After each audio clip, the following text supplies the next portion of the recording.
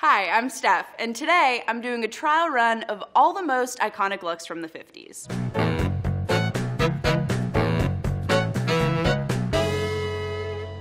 Basically, I've never really had style, and I don't really connect with what people my age are wearing today. So, I've brought in Raissa here to see if she can help me find any inspiration from the 1950s. Raissa, you are a fashion historian who has lectured internationally. You've worked on exhibitions at the Metropolitan Museum of Art and done costume consulting for a bunch of film and TV shows. And today you get to work with me. Thank you, Steph. I am really excited to share 5 iconic looks from my favorite time period with you, and each one you'll get to try on and fully experience. Are you ready? Let's go. First up, the new look.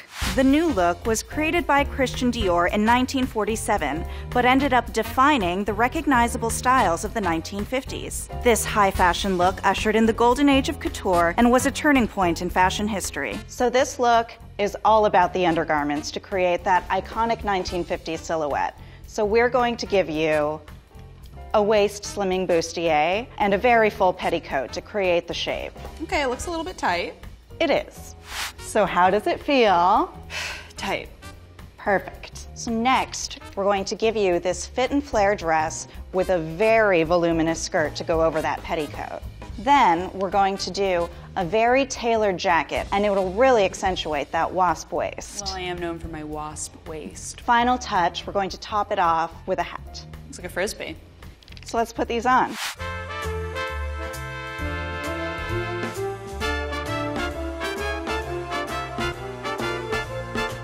Now, I brought my friend Destiny, who's a professional vintage hairstylist and makeup artist, to really complete the look. So we'll start with hair. Because the hat is such a feature, we want the hair to be sleek and pulled back in a French twist a la Joan Fontaine.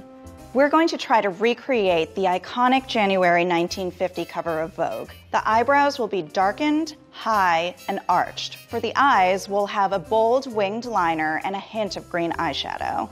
And finally, a deep, full red lip for that sultry editorial look.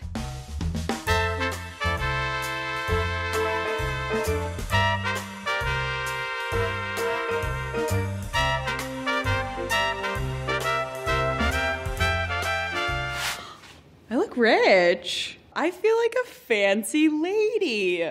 It's kind of a fight for attention between the lips and the eyes because they're both very colorful and bold. And the eyebrows, okay, I didn't know that I could have such nice eyebrows. The gloves are the most elegant part of this. I kind of just want to keep them around my face and do various Vogue poses with them. The bustier is very intense. My ribs hurt. I kind of feel like a Kardashian, but from a different time period. I think to test this look out, I gotta go outside, make fashion happen, strut my stuff by Manhattan's Hudson River.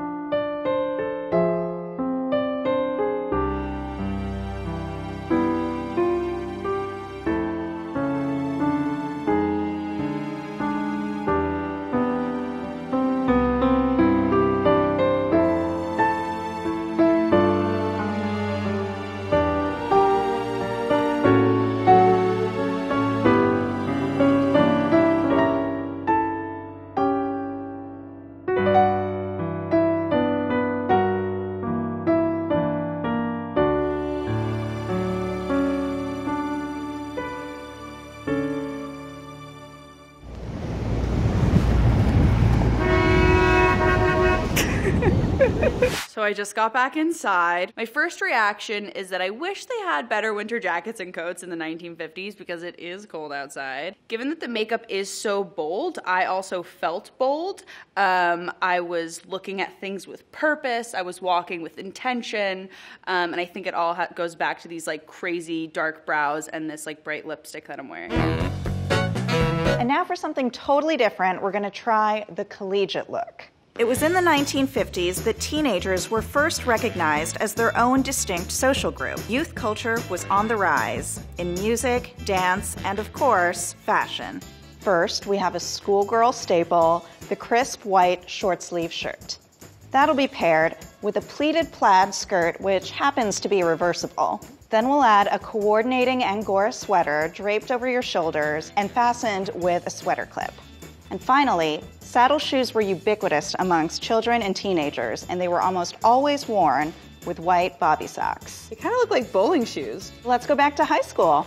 Not again.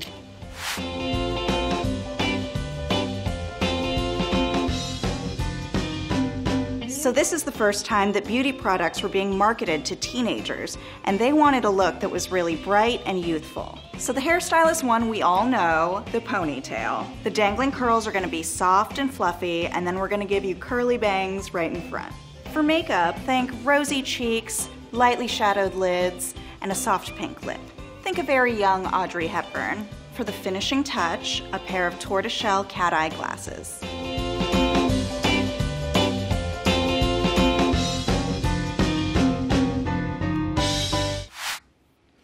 Wow, this is not what I looked like in high school. So I look like I just stepped out of the biggest prom committee meeting ever. The glasses, I'm a big fan of the shape, and I feel very studious wearing them. The ponytail makes me feel like I am 15 years old, but I guess that's appropriate for high school. The light pink cheeks make my face look really rosy, which I like, but it is a little bit much, so I'd probably tone it down if I was gonna wear it today. So I do love a good cardigan. However, I usually wear them with my arms in them as they were supposed to be worn. Right now it kind of feels like a weird cape thing. Now, what did teenagers do in the 1950s? They went to sock hops. I am here with professional swing dancer Gabby Cook, who's gonna show me how to get down like it's 1955. We're gonna go out into the world. Oh, let's try that again. And let's adjust. Instead of taking like a big step like that, Be delicate and small. Sure.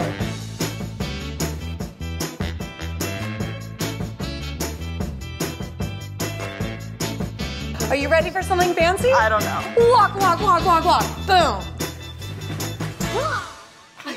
That's great. Just keep practicing things like that and you will be ready to go to a sock hop in no time. Okay. So let's just put it this way. I will not be changing careers anytime soon to become a swing dancer. But I will say the skirt looked really fun when I was twirling and my bangs stayed in place. My favorite thing is definitely the shirt. I have a million shirts that look like this and I like how it's buttoned all the way to the top. My least favorite part about this look has gotta be the bangs and the hair. I look a little bit too young and I don't think I would look normal wearing this in 2019. Next thing I have for you is the overnight look. Mid-century sleepwear was a fashion in and of itself. The dressy ladies of the 1950s wouldn't be caught dead in an oversized t-shirt and boxer shorts. What's more, it was prime time for your beauty regime because your beauty sleep was essential. Nightgowns and robes were often purchased as matching peignoir sets from department stores or mail-order catalogs. And like this one, they were often made of lightweight synthetics. Wait, so people are going to sleep in this? Yes. No boxers and t-shirt? None. Time to call it a night?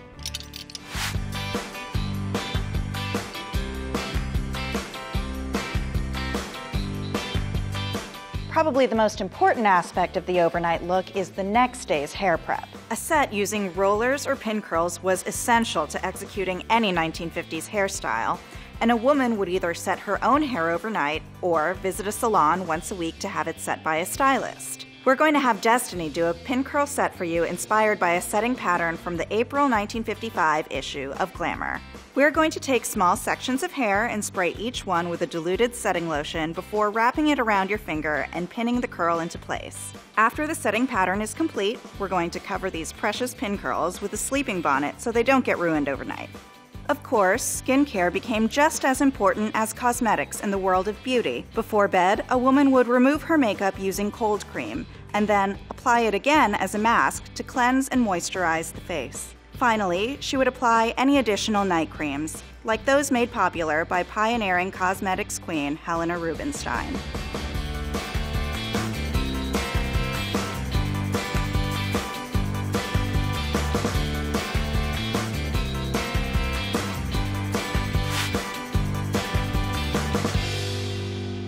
So apparently, if you do your hair like this, it lasts for a week, and honestly, it better because it took so long. It feels really good to have all this makeup off, but the cold cream was super gooey. I don't know. This look is very reminiscent of my grandma, so I kind of feeling old. It is really pretty. I just think it's a lot for sleepwear.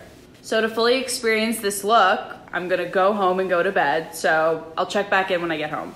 Okay, so I'm finally home. I am so exhausted, but luckily my curls are still in place, thank God. I've never done an overnight hair routine. This is like the most extra thing in the world, but hopefully they look good tomorrow and it was all worth it because this is insanity. Before I go to bed, there's one last thing I have to do, which is put this bonnet on to protect my curls so that they still look good tomorrow. Oh, that doesn't look right. Okay. Good night. Good morning. It's time for the big reveal to see how my pin curls held up overnight. Wow. They actually look pretty much the same. They held up great. Sleeping in the bonnet was actually not a problem at all. I didn't even notice that I had all these pins in my hair. I gotta say, I didn't love sleeping in the nightgown. It kept getting caught on my blankets and my sheets and was waking me up throughout the night. So I think that t-shirts and shorts are definitely something that I appreciate in the modern age. Anyways, I'm excited to get back in the studio today, take these pin curls out, and see what my hair looks like. So I gotta go. I'll check back with you later. Welcome back. It's good to see that your pin curl set held up because it's going to make all the difference for our first look of the day, the starlet. The 1950s saw the climax of Hollywood cinema's golden age, and movie stars embodied the height of glamour and beauty. Perhaps the most iconic of 1950s movie stars was, of course, Marilyn Monroe. So for this look, we'll be borrowing different elements from some of her most recognizable looks. So first, we have a pleated white halter dress that's reminiscent of the one that she wore in that famous subway grate scene. We're going to pair that with a white fur stole and elbow-length gloves like those that she wore to the premiere of How to Marry a Millionaire in 1953. So is this real fur? It is a true vintage 1950s fur, and back then there wasn't the same consciousness about wearing real fur as we have now. But we thought it would lend a touch of authenticity to this experience of old Hollywood glamour. Finally, we're going to frost you with diamonds in the style of Gentlemen Prefer Blondes. Time to get glammed up.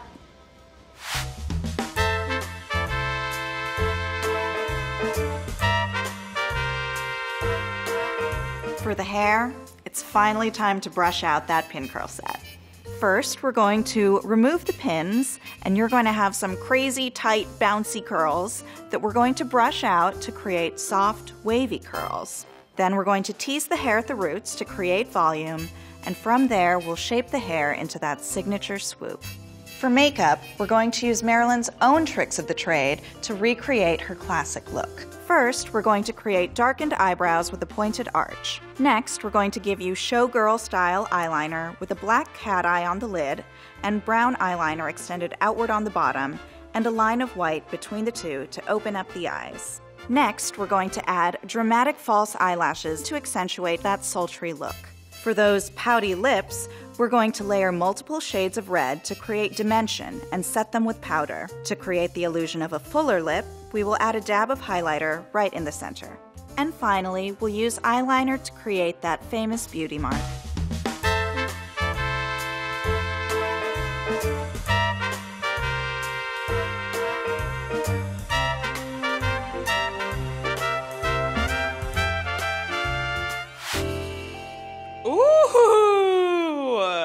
Oh my God, this is so fun. Okay, I have a lot to say about this look. First of all, as someone who used to draw freckles on myself in middle school, this beauty mark is really speaking to me, but I don't think I could get away with it because I probably wouldn't draw it in the same place every day if I attempted to do this. Destiny put like so many things on my lips. She put highlighter on there. I didn't even know you could put that on your lips, but it looks awesome. My lips look very full. This is the biggest my lashes have ever been, and I love it. I would wear my lashes like this if I was going out today. Eyebrows, super bold. I didn't think that I was gonna like them because usually I go for subtlety, but I'm actually kind of feeling them. Even though I did complain about the pin curls and the bonnet for the overnight look, I think it was worth it because My hair looks awesome. The white dress really makes me feel like a starlet. I've seen that image of Marilyn Monroe so many times throughout my life, so I really feel like her, and that's a really strange, cool feeling. All right, now that I'm really looking like Marilyn, I think you know what I gotta do. Okay, so we're going outside to find a Subway grate. Yesterday was cold, so hopefully today's a bit better.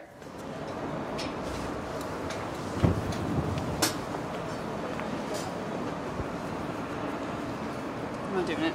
It's too cold. I'm not doing it. It's 11 degrees. I'm not doing it. It's too cold. All right, so it was way too cold out, so we're gonna try to see if we can make this happen indoors. I don't know. I was gonna get a candy. You're not.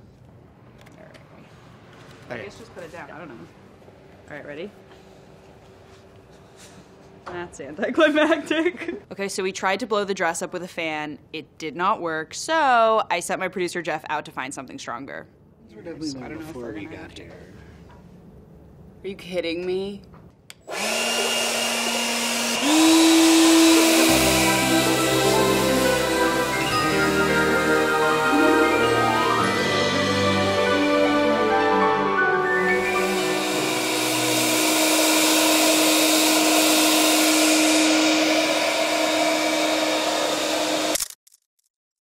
So it was a little bit harder than expected to recreate that scene, but I think I got a pretty good feel for it.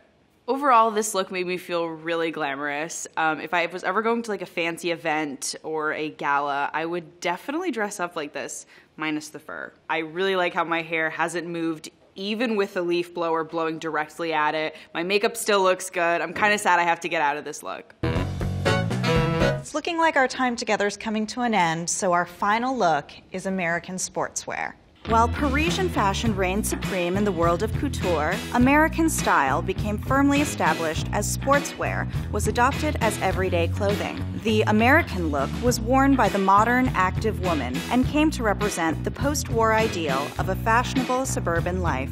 Casual separates that prioritized comfort and practicality were the hallmark of the American look, so we're going to give you a lightweight cotton shirt and a pair of fitted capri pants. Finally, pants. Also, the look wouldn't be complete without a sheer scarf to protect your hairdo and, of course, a pair of fabulous sunglasses.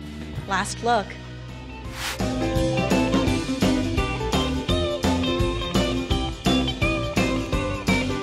For hair, your curls will be brushed out into a soft wave with one side tucked behind your ear. Overall, the look is smooth and shiny in the style of Grace Kelly. For makeup, we're going for a more natural daytime look with lightly penciled brows and a touch of lilac on the lids. We'll add warm blush for a sun-kissed complexion and bright coral-colored lips.